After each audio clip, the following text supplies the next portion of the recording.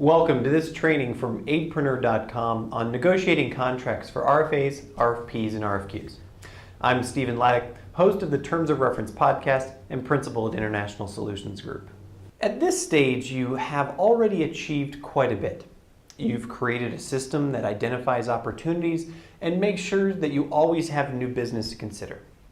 You also have criteria that you use to decide what business opportunities that you will pursue.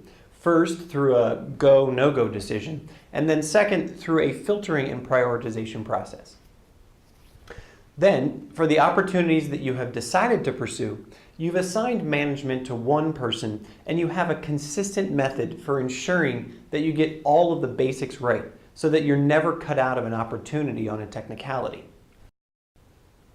You've also assigned roles for developing your proposal, and you've actually built the proposal for one of the selected opportunities that you've chosen. And you've avoided those common mistakes like grammatical errors, and you've tweaked that proposal and refined it to make sure that it's the most competitive possible. Finally, you've actually submitted a proposal and you or your company has now been selected for the work. At this stage, you should really pat yourself on the back. Seriously. If you've made it to this point, you are a part of a small elite group of independent professionals and small companies or NGOs who decided to make their mark in this business and now are realizing some success. And if you're like me, there's very little that can compare to the sweet taste of being notified you were selected among many proposals to perform an important piece of work. The notice that you've been selected is a road marker or milestone that signifies a very important process is now underway. Negotiating your contract. One thing to be really clear about is that this is not the start of negotiations. The negotiation of your work began when the tender was released, and it continued when you submitted your proposal.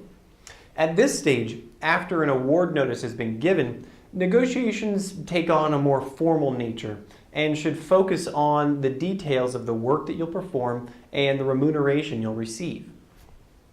I'll also foreshadow a little bit here because negotiation doesn't end when you finally have executed a contract with your client.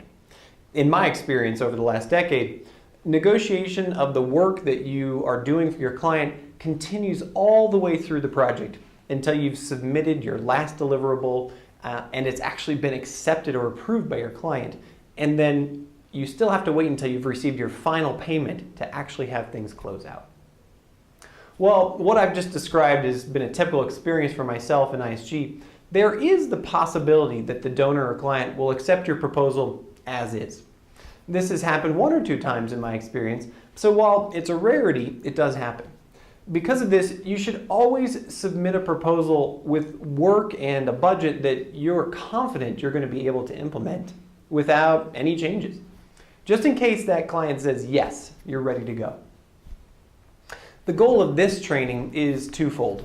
First, to develop an understanding of how to negotiate substance, and then second, to develop an understanding of how to negotiate legalese. Negotiating substance is the conversation around the work that you'll do, such as the technical solution and your work plan, the staff that you'll implement your solution with, and the finances required to perform the work, which includes both the cost of doing the work and the overhead or fees that you'll charge.